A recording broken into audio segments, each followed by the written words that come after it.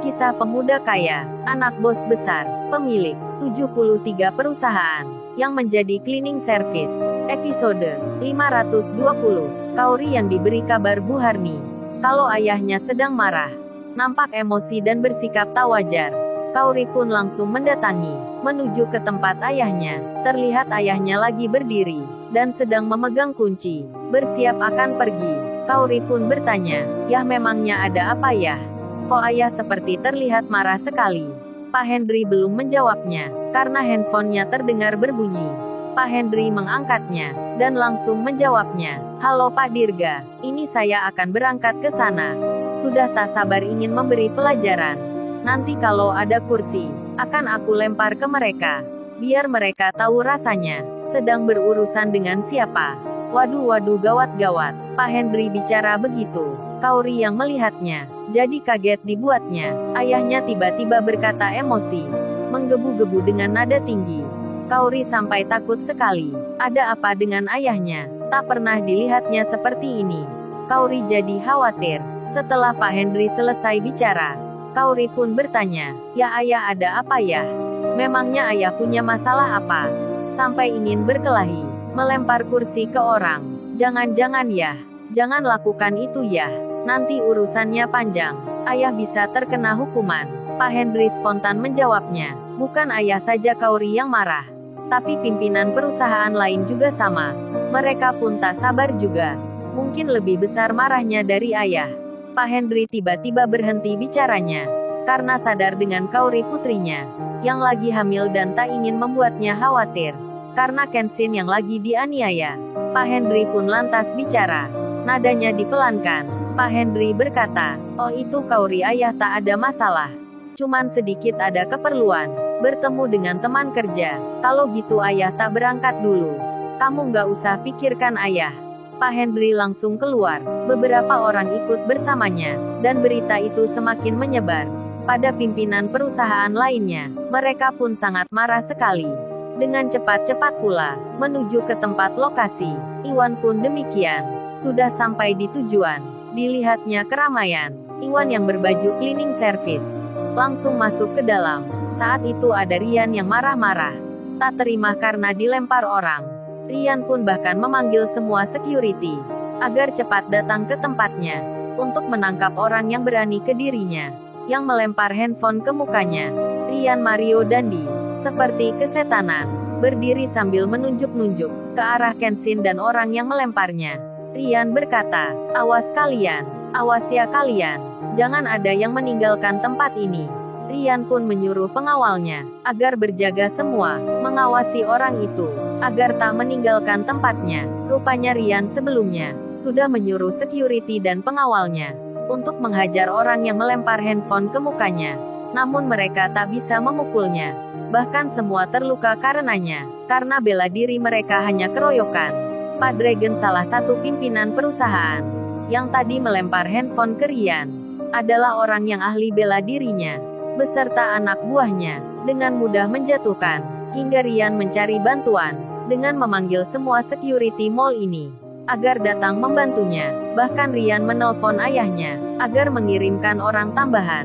Sedang Iwan sendiri, ketika masuk ke tempat itu, Iwan pun melihat laki-laki, yang nampak belagu sekali, lagi marah-marah, sambil menunjuk-nunjuk ke arah temannya. Iwan langsung bisa menerka, pasti dia yang mengeroyok Kenshin. Iwan pun berjalan, masuk ke tengah-tengah, tiba-tiba menyenggol Rian. Iwan pun bicara, "Lu bocah, kalau berdiri jangan di tengah gini bocah.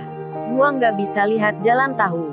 Dasar lu mengganggu saja." Waduh, Iwan langsung main gas saja, memarah-marahi Rian. Padahal dia yang menabrak, malah Iwan yang emosi. Dan kejadian itu membuat Rian dan teman-temannya terkaget sekali jadinya. Pekerja cleaning service memarahi dirinya, yang tak lain orang kaya. Rian pun jadi terhina, dan langsung berkata, "Lu anak mana lu kok berani sama gua? Sudah kerjamu rendahan gini, pakai melawan gua, kurang ajar lu." Rian bicara sambil menendang Iwan. Iwan menangkis dengan tangannya, dan kaki Rian itu langsung dibalikkan Iwan, hingga Rian hilang keseimbangan, sampai seperti berjalan mundur. Dan blak-blak-blak, Rian pun terjatuh. Iwan pun lalu bicara, rasain lu siapa suruh mengeroyok teman gua. Jangan main-main lu kalian. Iwan pun langsung menemui Kenshin. Semua pekerja konter itu melihatnya. Ada cleaning service yang berani pada atasannya, yang tak pernah terjadi sebelumnya. Bahkan Bu Ratna supervisor itu terheran. Begitu pula dengan pegawai konter lainnya, termasuk cleaning service wanita, yang bernama Namira, melihat Iwan yang berbaju sama dengannya, memaki-maki anak yang punya mall ini. Namira pun bertanya, kok bisa-bisanya, cowok itu berani sekali, padahal kerjanya sama dengannya, cleaning service pula. Waduh, Iwan jadi pusat perhatian. Bak pahlawan yang dirindukan orang. Dan Iwan yang menemui Kenshin pun bilang, sorry bro, gua tadi nggak bisa menemani. Hingga lu dikeroyok oleh mereka. Dan pipi sebelah kananmu sampai memar begini. Tak pernah kejadian seperti ini. Kurang ajar sekali si kodok itu. Kenshin menjawabnya, ah ini sudah biasa Wan. Gua nggak merasa sakit sekali. Iwan berkata, ya pertama kagak sakit bro. Entar 1 hari kemudian, baru lu merasakan. Benar-benar mereka itu tak bisa dimaafkan. Pak Dragon pun berkata, sebenarnya Tuan Muda, saya bisa meringkus mereka itu. Tapi kita tunggu dulu, sampai rekan-rekan perusahaan lain ke sini. Sebab saya tadi sudah mengirim pesan ke WhatsApp, tentang berita kejadian ini. Kenshin pun jadi khawatir, hal ini nanti, akan mengundang banyak orang. Tapi karena sudah terjadi, Kenshin menunggu saja, sampai selesai urusannya. Sedang di lain tempat, Pak Breno, bapaknya Rian, yang mendapat telepon dari anaknya. Ada orang yang berbuat onar di mall miliknya. Bahkan melempar handphone ke mukanya Rian. Pak Breno pun marah sekali, dan menyuruh anak buahnya, untuk ikut menemani, serta meringkus orang, yang mengganggu anaknya. Bahkan oknum polisi yang jadi pelindungnya, turut pula diajaknya, sekalian disuruh menangkapnya. Pak Breno pun berangkat, dengan 5 mobil bersamanya. Maklum dia orang kaya, kemana-mana ada pengawalnya, ada yang menjaganya. Sedang Fiona kakak kelasnya Kenshin bicara pada temannya Siska. Siska, aku minta maaf ya, karena kamu jadi dipecat kerja. Siska pun menjawabnya, ya nggak apa Fiona, aku cari kerja lagi. Tapi kamu lihat Fiona, cowok itu kok didatangi orang kaya begitu. Sepertinya mereka bukan orang biasa Fiona. Maksudnya orang itu pegawai yang penting gitu. Fiona menjawabnya, aku juga nggak tahu Siska. Baru bertemu adik kelasku itu di sini. Rumah dan kerjanya pun aku nggak pernah tahu. Siska pun berkata, mungkin kerjanya cleaning service Fiona. Kan yang baru datang itu temannya. Bajunya cleaning service. Dia kan tadi membela Namira, yang kerjanya cleaning service juga. Yang direndahkan atasanku. Jadi mungkin dia merasa iba dan prihatin saat Namira diperlakukan begitu.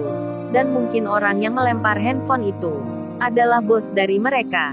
Fiona menjawabnya, iya Siska, itu masuk akal sekali. Siska yang baru dipecat kerja oleh Rian. Ijazahnya yang masih ditahan. Dan harus membayar denda untuk mengambilnya. Siska pun melihat Kenshin. Sedang Andrea dan Merlin, serta kedua cowoknya Once dan Dani, menghampiri Rian.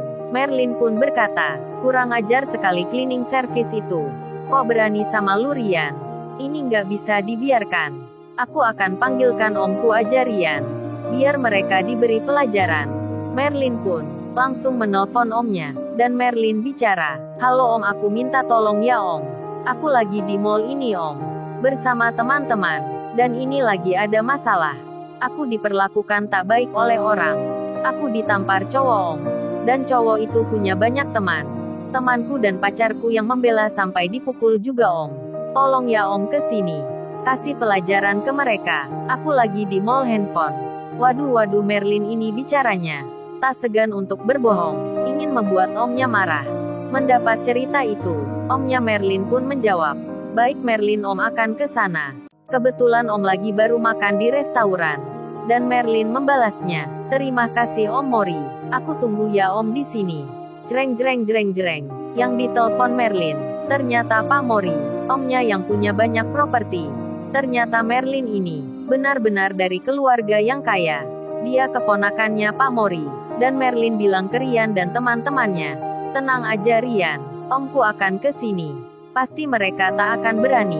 Sama omku itu, omku punya banyak pegawai yang pandai bela diri. Biar cowok yang cari gara-gara itu, yang punya handphone jadul itu, diberi pelajaran oleh omku. Merlin dengan percaya dirinya bercerita ke teman-temannya kalau omnya akan membantu. Dan Pak Mori, yang belum tahu kabar berita Kenshin, segera berangkat pula menuju tempatnya Merlin untuk melihat siapa yang mengganggu ponakannya. Merlin pun tak akan menyangka nanti apa yang terjadi. Di saat itu Pak Breno, ayahnya Rian, sudah tiba, langsung masuk ke dalam, diikuti banyak pengawalnya. Lalu, bagaimana kisah selanjutnya? Subscribe channel ini untuk episode berikutnya. Terima kasih. Jangan lupa ya guys, untuk kelanjutan ceritanya ada di YouTube. Jangan lupa subscribe ya guys, dan tekan notifikasinya